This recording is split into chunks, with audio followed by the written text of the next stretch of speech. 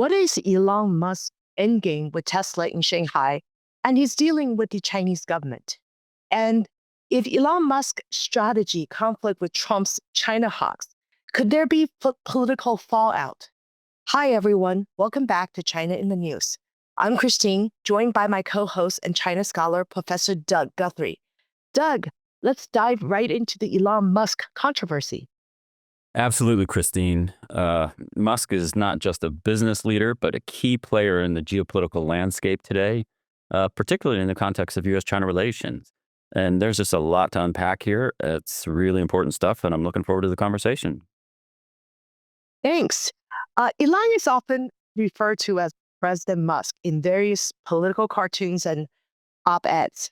He's become a power broker who plays a significant role in the U.S. China politics and shaping policies in his favor, particularly with SpaceX and Tesla. Has Elon Musk's influence reached a level where he operates as a quasi nation state, engaging with powerful countries like China and Russia in ways typically reserved for national governments? Norway's prime minister actually voiced concern, saying, I find it worrying that a man with enormous access to social media and huge economic resources involve himself so directly in the internal affairs of other countries. Does this signal a shift in how individuals can influence global politics? Well, thanks for the question, Christine. This is, again, starting us on really important stuff from the get-go. So Musk's lobbying efforts and his proximity to key decision makers give him immense leverage. His focus on securing federal contracts for SpaceX and navigating regulatory landscapes for Tesla is very strategic.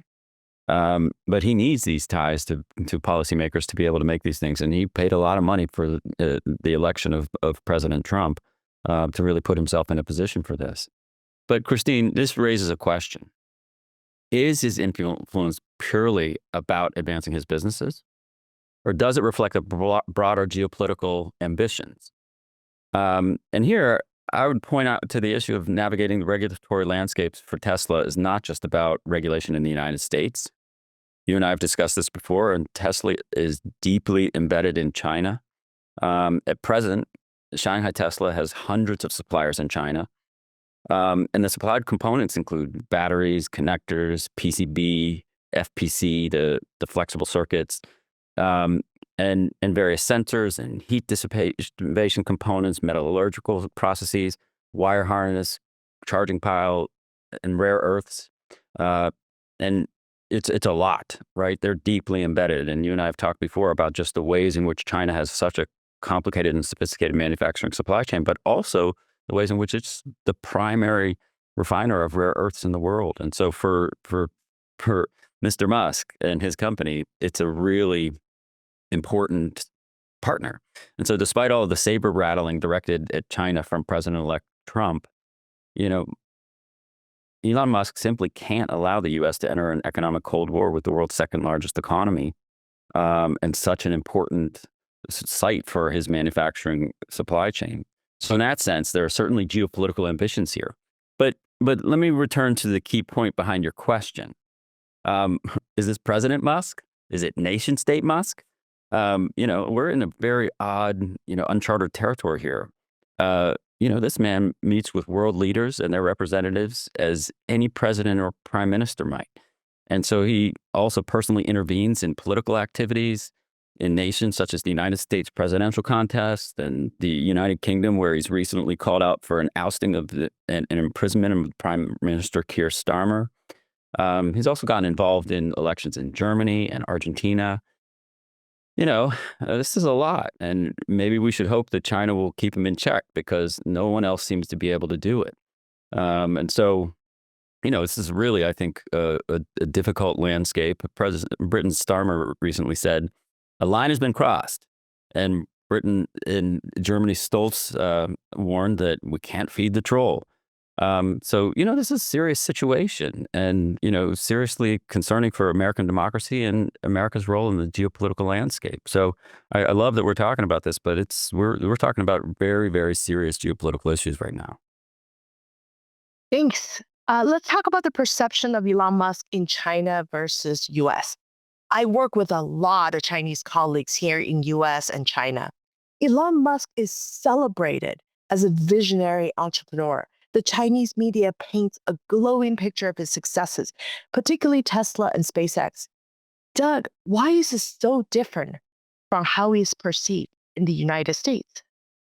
So it's an interesting question, Christine. I was recently just talking to my China team about this just to make sure that I was really having a deep sense of just what the perceptions are.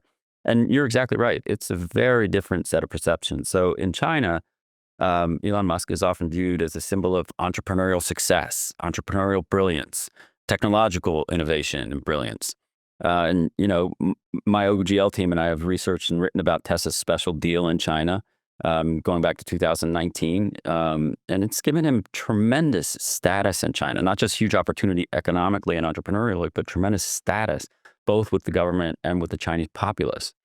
So Tesla is the only foreign automaker to operate in factories in China without a local joint venture partner. So in effect, I remember going back to this time as it was being negotiated when I was in China. The view was that Tesla's partner here is the fact of the Shanghai municipal government, and so it was sort of elevated beyond just a joint venture partnership. And we can be sure that there were a lot of behind the scenes negotiations about how Tesla would develop the manufacturing supply chain in this important sector. And it's not just an important sector for the world, it's a very important sector for China. So, thus, the Chinese people, Musk's ventures are like of Tesla and SpaceX are celebrated because they represent innovation, technological advancement, and a certain level of independence from government interference. And again, this is a special case in the automobile industry, which is one that's very tightly controlled in China. And so the Chinese media often frames him as someone who's reshaping industries, aligning with the country's own ambitions in technology and space exploration.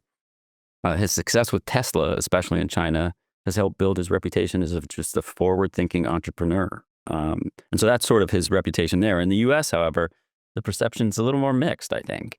Many still view Musk as a visionary, but his controversial statements, political involvement, his actions, such as his relationship with certain political factions and his handling of social media, have definitely shaped a more polarized image or polarized understanding of him.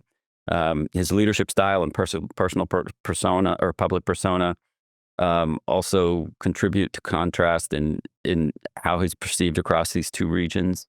And so in China, where the government emphasizes the importance of strong visionary leadership, Musk's unfiltered nature, can be maybe seen as boldness and somebody who really thinks aggressively about how they're developing. But in the U.S., it's created more divisiveness, I think. And so it's a really interesting, complex situation that we're thinking about both this person and his geopolitical ambitions and his geopolitical situation, but also the way he's viewed as a person.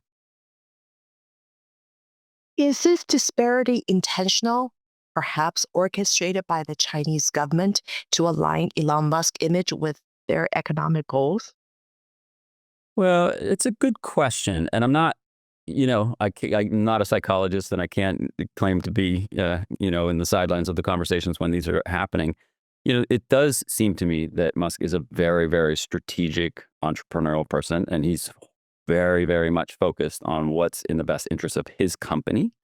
And my guess is that, he definitely is thinking strategically about how to influence these things. I think, the fact that he put $250 million into getting Donald Trump elected, and now is very much of an influential voice, I'm sure is tied to his ambitions and his ambitions for his company and the geopolitical relationships between the United States and China. I'm sure of it. Thanks. You mentioned that Tesla has a unique position in China. Tesla's Shanghai Gigafactory is a landmark achievement. It's the first wholly foreign owned car factory in China. Can you go back and give me more detail about how he pulled this off? Well, sure. And I'll talk a little bit about my own experiences in some of these negotiations of helping companies operate in China. Um, but just to reiterate what you said, Tesla's entry into China without a joint venture was unprecedented. Now, it did happen after China entered the WTO that China was no longer allowed to have quid pro quo for market access. So in the 1990s, under Zhu Rongji and Jiang Zemin, it was very common for if major factories wanted to operate in China, and they weren't just in light industry goods, but they also needed to access China's manufacturing supply chain. You needed to have a joint venture, and you needed to have a technology transfer schedule, and you needed to guarantee what kinds of technology you were going to pour into your partner. And that was sort of common practice in the 1990s. When China entered the WTO in 2001, it became illegal by WTO standards to have a quid pro quo for market access. But there were certain industries where China held out that they needed to be able to control these industries for safety reasons or for technological development reasons. And the automobile industry was one of them. And so we have not seen an automobile company enter China without a major joint venture partner where tech transfer schedule was set in place and et cetera. But Elon Musk was allowed to in 2019. And this was the first case that has happened this way in the era of economic reform in China. And, again, I wasn't a part of these negotiations, but I was in China while this was happening. And I was also working with our former employer, Apple. And these kinds of behind the scenes negotiations with local municipal governments and with Beijing, but mostly it's with local municipal governments, is really about how major important companies are helping to develop the manufacturing supply chain and helping to transfer technology, but also transfer tacit knowledge. And so I'm positive that those kinds of conversations were happening in a very deep way in China when Tesla was effectively became the partner of the Shanghai municipal government and allowed to set up the Tesla Shanghai Gigafactory. Because again, this isn't just about a wholly owned factory that's there. It's about a wholly owned factory that is bringing a lot of technology and tacit knowledge and is working with hundreds of Chinese suppliers in a sector that's really important for China. And so I think that, again, I wasn't a part of the conversations behind the scenes, but I've seen these kinds of conversations go on with other companies, and it's very clear that Tesla is embedding itself in China in a way that works very, very powerfully with its suppliers and passing a lot of technology and tacit knowledge. Let's talk about BYD. It's Tesla's main rival, has been leveraging this dynamic to its advantage. Their competition reflects a larger U.S. China tension over technology and market dominance. So, can you share with me what you know about kind of that relationship between BYD and Tesla and the tacit knowledge transfer? Sure. And so again, Tesla has a wholly owned gigafactory there. It doesn't have a joint venture partner, and BYD is a competitor.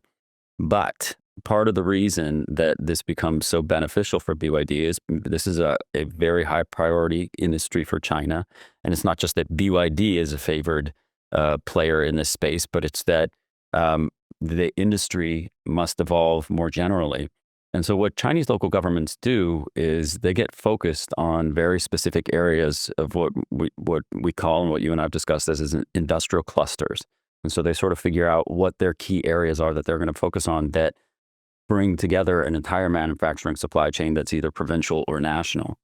And so, and the suppliers that work with Tesla are, it's almost never the case that an American company or foreign company can tell the suppliers who they can and cannot work with um, outside of their work with production of parts and components for a company like Tesla.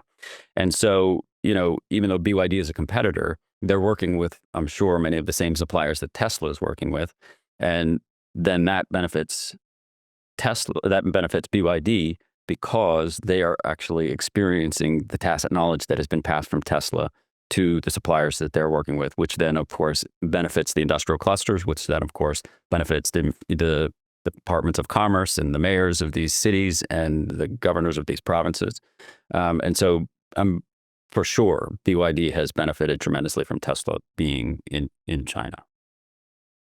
Got it. That makes sense. So while Elon Musk invests heavily in navigating the Chinese government, Do we know whether it's just for Tesla or are there broader implications? Well, I'm sure it's for both. Or, again, Tesla benefits tremendously from China's manufacturing expertise. And when we hear all the blustering hand waving about, tariffs so that we will build, manufacturing supply chains in America, it's taken China 40 years to build the complex integrated industrial manufacturing supply chains that it has at this point. And so it's not like companies like Tesla can just go elsewhere. And so Tesla benefits tremendously. But at the same time, it just looks very clear that Musk's long-term vision for SpaceX and global technology leadership, it ties into a broader strategic engagement with China as well. So I think it's operating on both levels, both Tesla specifically, but also the broader vision of technology, SpaceX, geopolitical landscape, et cetera. But there's a fine line between partnership with China and dependency. So the transfer of tacit knowledge and reliance on government that can change its stance overnight is quite risky, isn't it? Yeah, there's significant risk here. And, Musk and his companies are at risk for sure. Musk's approach reflects high stakes balancing act. And so, he's really right now got the ear of the president elect, and he's clearly got the ears of a lot of other players in the geopolitical landscape around the world. But he's also got to make sure that he's navigating carefully what's going on with China. And this is one of the reasons that you and I have talked about the tariffs before. I think it's a lot of bluster right now because with the position that Musk is in, companies like Tesla and Apple are too much at risk by what the Chinese government can do to make their lives in China hard. And so I think that there's a lot of risk, but there's a significant balancing act happening. So during the Trump administration, we're seeing a lot of the political appointments that can influence US China policy. What is Elon Musk's strategy there? Well, it's an interesting question because, again, I am not inside the conversations with him, but I can just speculate on what the strategy is. But, um, his alignment with policymakers ensures that Tesla and SpaceX interests are safeguarded. Um, and, his involvement in shaping trade policies and technology regulations reflects his deep understanding of the geopolitical landscape.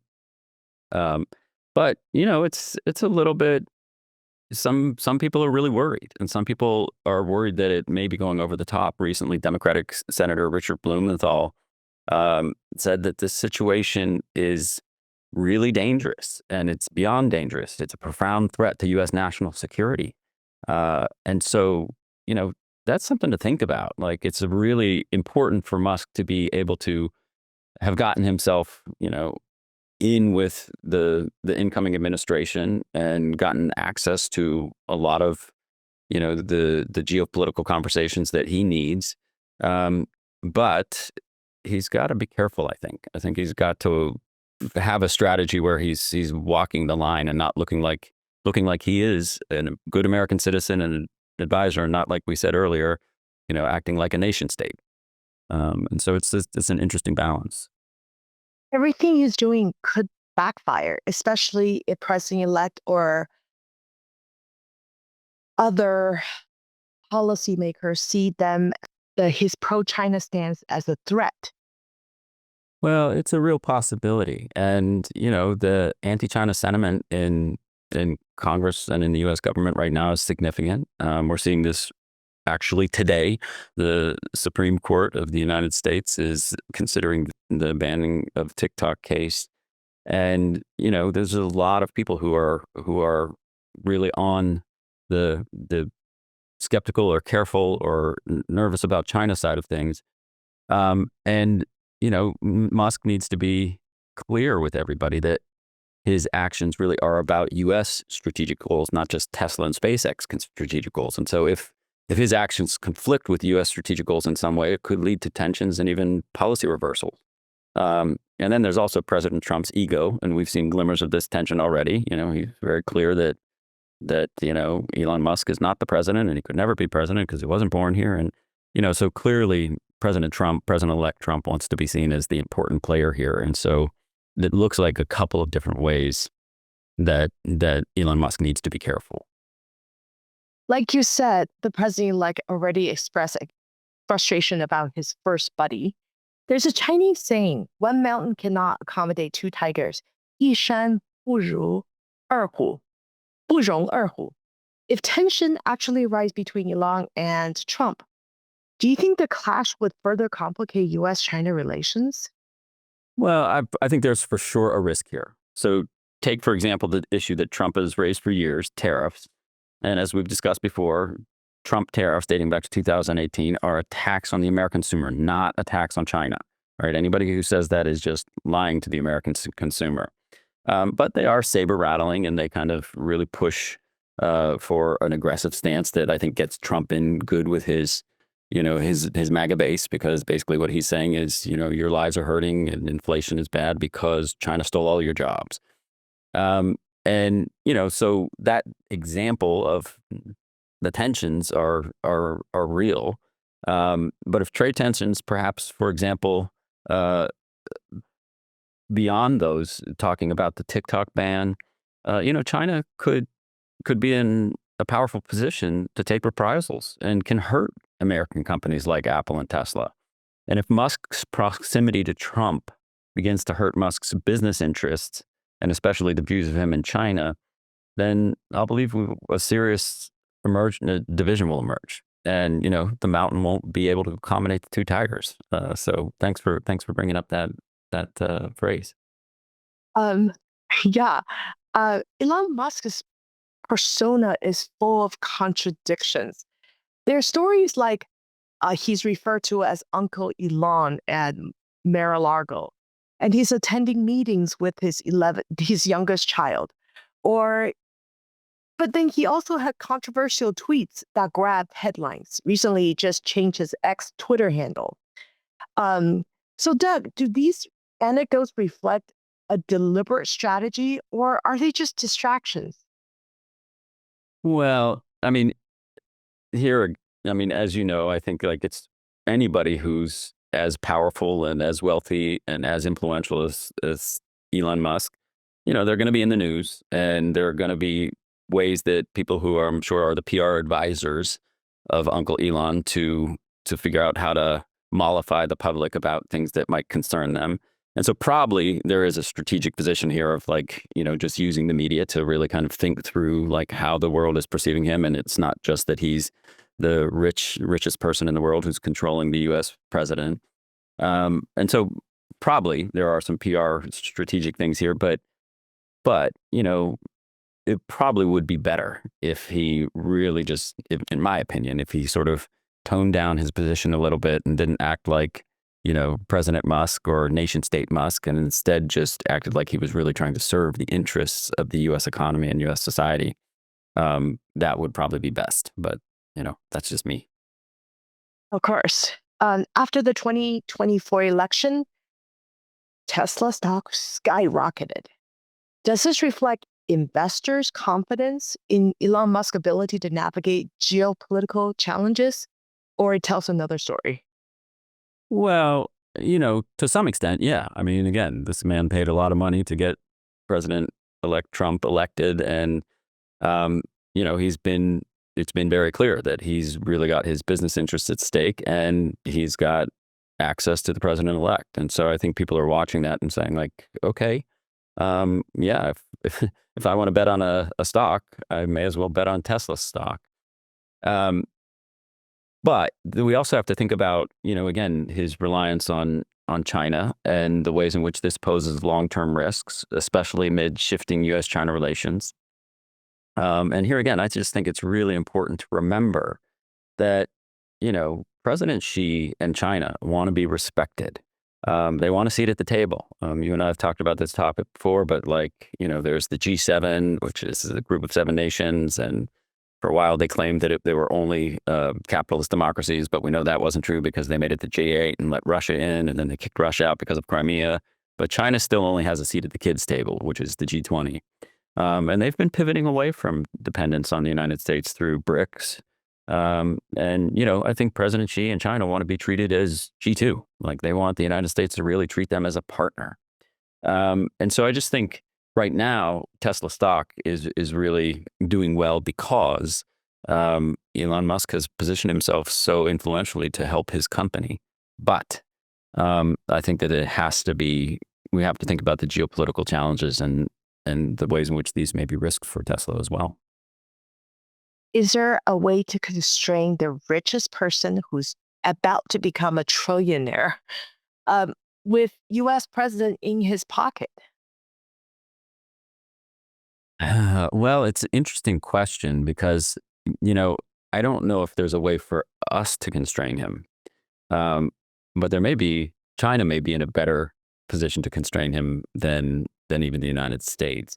And it seems to be as we just watch this individual operate, and you referenced the fact that he's at some point going to become a trillionaire, the richest person on the planet, um, which he already is. I think the ways to constrain him are to rein in his control over business. Right? This guy seems most motivated by money and by the success of his businesses, Tesla and SpaceX, and he seems not that motivated by the success of X, which is a little bit strange. But maybe that was just part of his platform to get his voice out and control the way that social media flowed around issues that he wanted it to flow.